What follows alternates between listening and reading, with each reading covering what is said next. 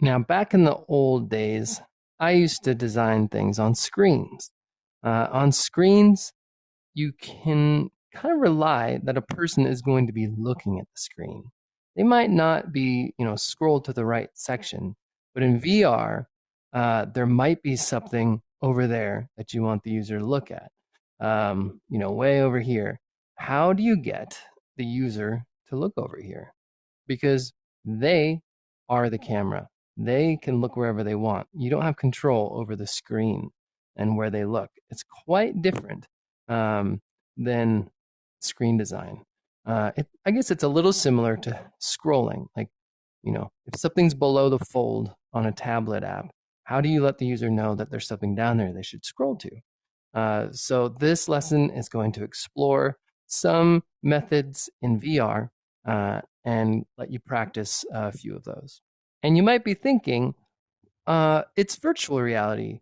We can just move the world in front of where the user should be looking.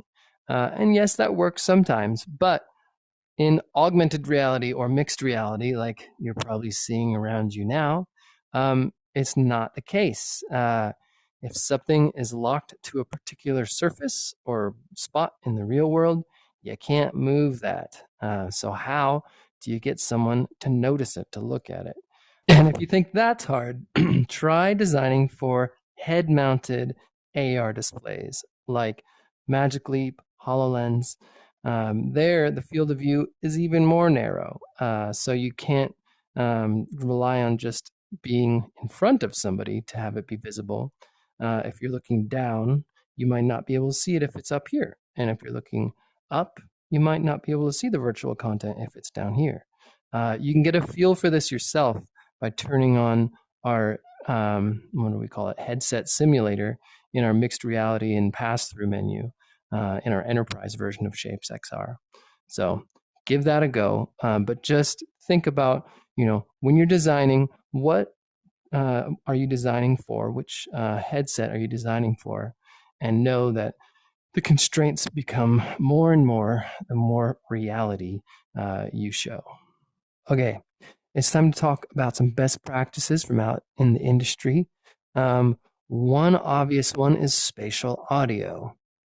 If something's out of screen, just put, a spatialized audio emitter from over there. Your ear will hear it, and must be something over there. Another one is a edge of field of view indicator, like a little arrow attached to your head.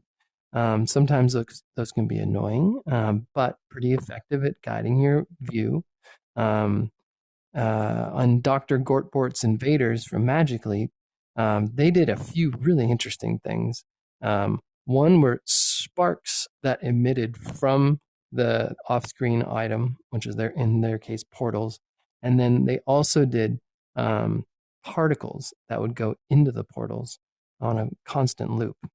So this is one way to draw people's attention, but there's lots of other ways. You could have a mini map on your arm. You could have lines on the floor that take you places, arrows that are flying around. So for this assignment, what I want you to do is on the next few slides, create your own design for your device that you're designing for, how you can draw users' attention around.